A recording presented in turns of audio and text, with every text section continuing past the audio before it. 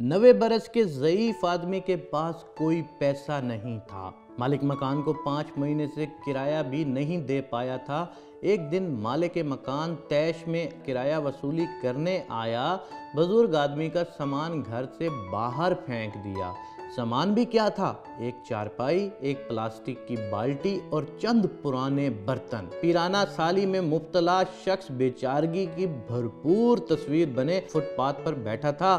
अहमदाबाद शहर के आम से मोहल्ले का वाक़या है। मोहल्ले वाले मिलजुल कर मालिक मकान के पास गए, इल्तिजा की कि इस बूढ़े आदमी को वापस घर में रहने की इजाज़त दे दीजिए, क्योंकि इसका कोई वली वारिस नहीं है। 2 माह में अपना पूरा किराया कहीं ना कहीं से उधार पकड़कर अदा कर देगा। इत्तफाक ये हुआ कि एक अखबार का रिपोर्टर वहां से गुजर रहा था। उसे नहीफ और लाचार आदमी पर बहुत तरस आया। तमाम मामला की तस्वीर खींची, एडिटर के पास गया कि कैसे आज एक मफलूकुल हाल बूढ़े शख्स को घर से निकाला गया, और फिर मोहल्लेदारों ने बीच में पढ़कर 2 माह का वक्त लेकर दिया। एडिटर ने बुजुर्ग शख्स की तस्वीर देखी तो चौंक उठा। रिपोर्टर से पूछा, क्या तुम इस शख्स को जानते हो? रिपोर्टर हंसने लगा। एडिटर साहब, इस बाबे में कौन सी ऐसी गैर मामूली बात है कि कोई भी इस पर तवज्जो दे? इसे तो मोहल्ले वाले भी नहीं जानते। एक वक्त का खाना खाता है, बर्तन भी खुद धोता है, मामूली से घर में झाड़ पूछ भी खुद लगाता है। इसको किसी ने जानना है। एडिटर ने हद दर्जा संजीदगी से रिपोर्टर को कहा कि ये हिंदुस्तान का 2 मर्तबा वजीर आजम रह चुका है और इसका नाम गुलजारी लाल नंदा है। रिपोर्टर का मुंह हैरत से खुले का खुला रह गया। हिंदुस्तान का वजीर आजम, और इस बदहाली में। खैर, अगले दिन अखबार छपा तो कयामत आ गई। लोगों को मालूम हुआ कि ये आजिज़ शब बूढ़ा हिंदुस्तान का 2 मरतबा वजीर आजम रह चुका है। वजीर आला और वजीर आजम को भी मालूम हो गया कि गुलजारी लाल किस तरह की मुश्किल में, मुफलसी में सांस ले रहा है। खबर छपने के चंद घंटों बाद रियासत का वजीर आला, चीफ सेक्रेटरी और कई वजीर उस मोहल्ले में पहुंच गए। सब ने हाथ जोड़कर कहा कि आपको सरकारी घर में मुंतकिल कर देते हैं और सरकार माहाना वजीफ़ा भी लगा देती है। खुदारा इस मामूली से मकान को छोड़िए। मगर गुलजारी लाल ने सख्ती से इनकार कर दिया कि किसी भी तरह की सरकारी सहूलियात पर उसका कोई हक नहीं है।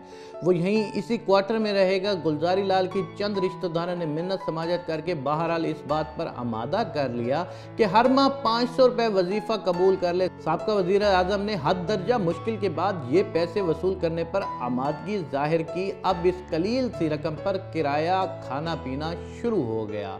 मालिक मकान को जब इल्म हुआ कि उसका किराएदार पूरे मुल्क का वजीर आजम बन चुका है तो गुलजारी लाल के पास आया और पैर पकड़ लिए कि उसे बिल्कुल मालूम नहीं था कि उसका किराएदार इस आला तरीन मनसब पर फाइज रह चुका है। बूढ़े शख्स ने जवाब दिया, उसे ये बताने की ज़रूरत ही नहीं थी कि वो कौन है। वो तो एक मामूली सा किराएदार है और बस। जब तक गुलजारी लाल जिंदा रहा, इसी मकान में रहा और मरते दम तक 500 रुपए में गुजारा करता रहा।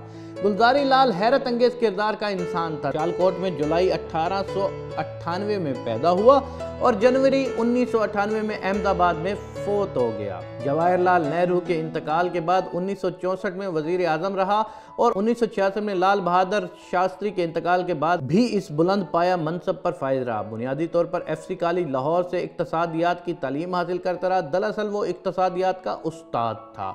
मुंबई और अहमदाबाद की यूनिवर्सिटियों में पढ़ाता रहा। सियासत में आया तो यूनियन मिनिस्टर, वजीर खारजा और डिप्टी चेयरमैन प्लानिंग कमीशन भी रहा। मुतअद्दिद बार लोकसभा का मेंबर भी मुंतखब हुआ।